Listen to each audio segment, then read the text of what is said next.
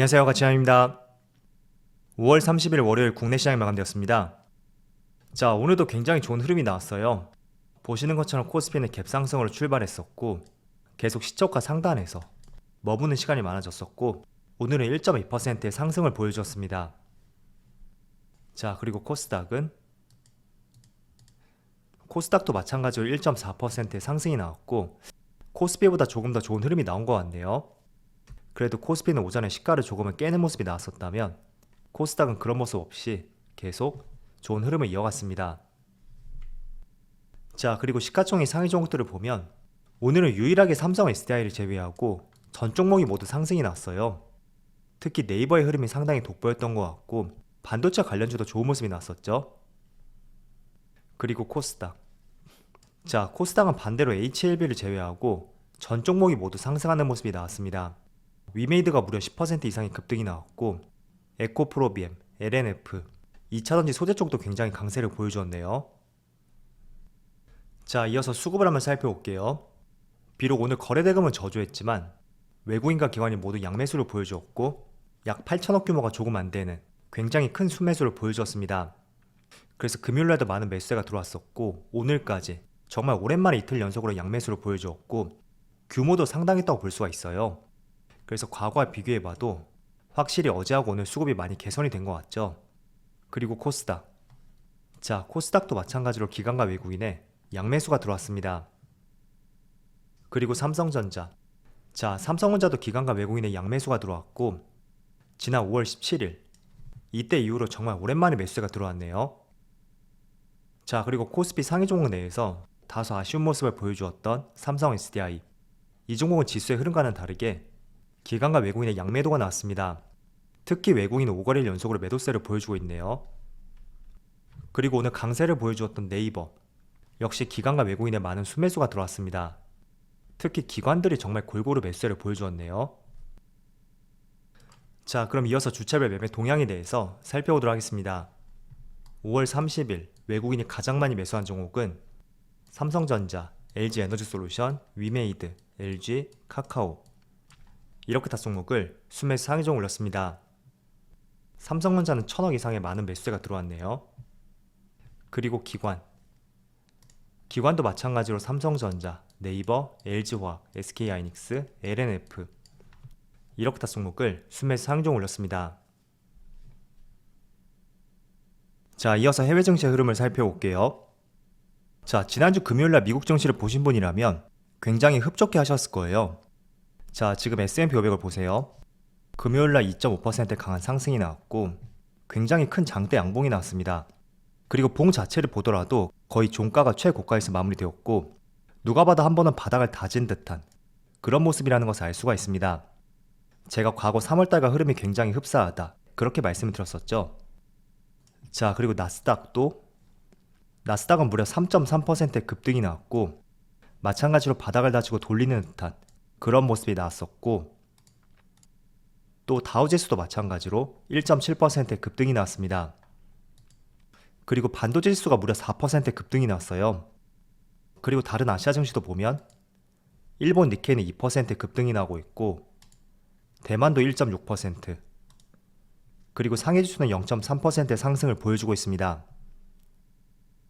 자, 그래서 지난주 금요일날 미국 증시의 상승이 오늘 아시아 증시까지 영향을 미치는 것 같고 또 국내 증시까지도 좋은 흐름이 이어지는 것 같습니다. 자, 일단 지난주에 미국 증시가 크게 상승했던 이유가 인플레이션 정점에 대한 기대감이 생겼었고 이런 것들이 전반적으로 주식시장에 큰 영향을 미쳤습니다. 자, 그리고 장중에도 선물 지수를 보면 다행히도 그 기대감을 이어갈 수 있는 양봉이 이어지고 있더라고요. 그래서 오늘 어떻게 본다면 이번 주에 시작이 될 수 있고 또 오늘하고 내일이 5월달의 마지막 날이잖아요. 그래서 그런 부분을 보더라도 굉장히 양호했던 하루라고 생각이 되고 자, 그럼 내용을 한번 살펴볼게요. 제가 여러분들에게 가끔씩 보여드렸던 CPI 지수 그게 소비자 물가 지수인데 지난주 금요일에는 PCE라고 해서 개인 소비 지출 가격 지수가 발표가 되었어요. 자, 그런데 이 자료 같은 경우에는 연준에서 굉장히 참조를 많이 하는 자료라고 알려져 있거든요. 그런데 발표치를 보니까 4.9%를 보여주었고 지난달에 5.2%가 나왔거든요. 그래서 이게 2달 연속으로 하락한 수치를 보여주었고 또 전문가들이 예상했던 수치 그 4.9%를 상회하지 않고 부합하는 수치를 보여주었기 때문에 물가가 정말 피크를 찍은 것은 아닌가, 그런 기대감이 시장에 반영이 되었다고 생각하고 있습니다. 자, 간단하게 PC에 대해서 말씀을 드리면 이건 미국 전역에서 개인이 소비한 물품에 대해서 평균 가격 인상 수준을 나타낸 것이에요. 그래서 이 PCE 안에는 다양한 지표들이 포함이 되어 있는데 그 안에 CPI가 포함이 되어 있다, 그렇게 볼 수 있습니다. 그래서 CPI 지수라든지 또 생산자 물가지수 PPI, 그리고 국내 총생산 GDP 등등 이런 것들을 포함해서 산출된 자료인 만큼 어떻게 본다면 굉장히 포괄적인 지표가 될 수 있고, CPI 지수와 마찬가지로 물가를 예측하는 데 하나의 지표로서 활용이 된다, 그렇게 보시면 좋을 것 같습니다.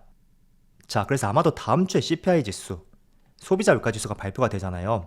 지난달에 처음으로 물가지수가 조금 꺾였었는데 아마 다음 주에 CPI 지수가 조금 꺾이지 않을까, 그런 기대감을 가져볼 수 있고, 자, 이게 지금 2달 연속으로 고점에서 조금씩 내려가고 있는 만큼 인플레이션이 피크를 찍은 것은 아닌가, 그런 기대감을 충분히 불러올 수 있는 중요한 시점이 되었다고 생각하고 있습니다. 자, 물론 그렇지만 2달 동안의 지표를 보고 지난 3월달이 피크였고 이제 점점 물가가 안정될 것이다, 그렇게 예단할 수는 없을 거예요.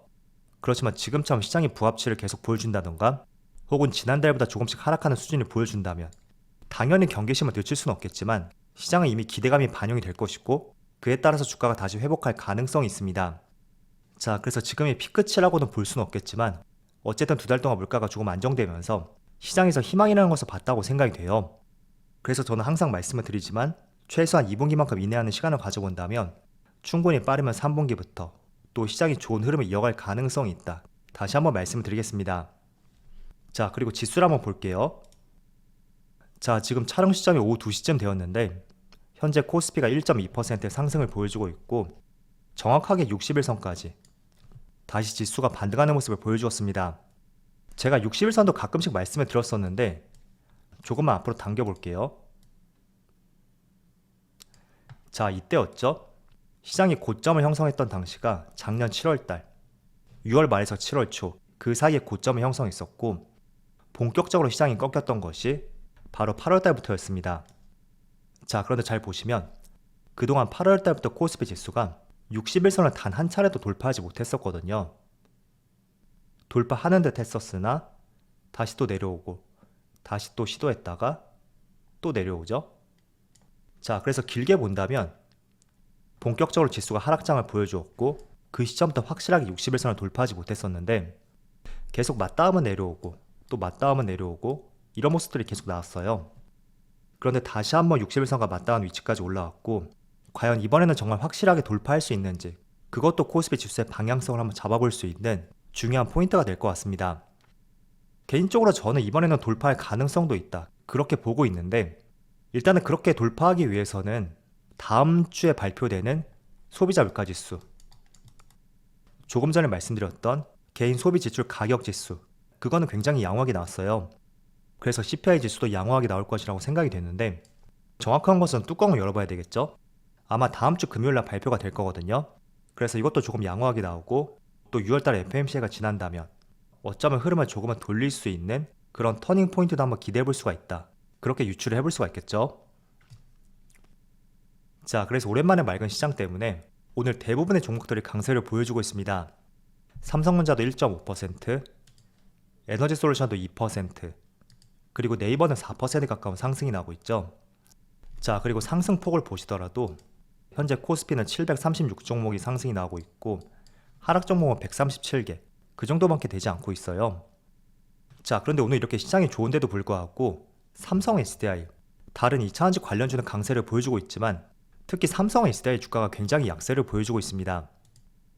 자, 지금 보시면 장중한 때는 3.5%까지 급락이 나왔었거든요.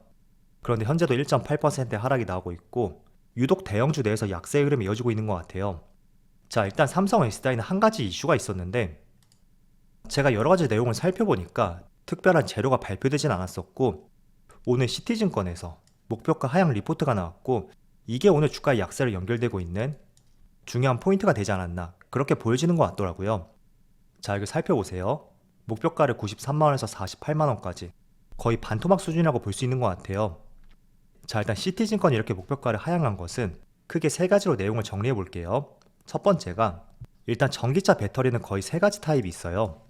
첫 번째는 각형, 두 번째는 원통형, 그리고 세 번째는 파우치형.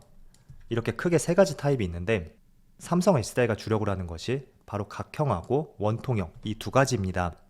자, 그런데 시티즌권에 따르면 OEM사들의 각형 전지 소비가 점차 줄어들면서 삼성 SDI의 대형 전지 모멘텀이 약화될 전망이다. 그런 발표를 했었고, 또 두 번째는 CATL을 비롯한 중국 전기차의 배터리 생산량 증가에 따라서 배터리 시장의 경쟁 심화는 삼성 SDI의 입지가 부담스러울 수가 있다.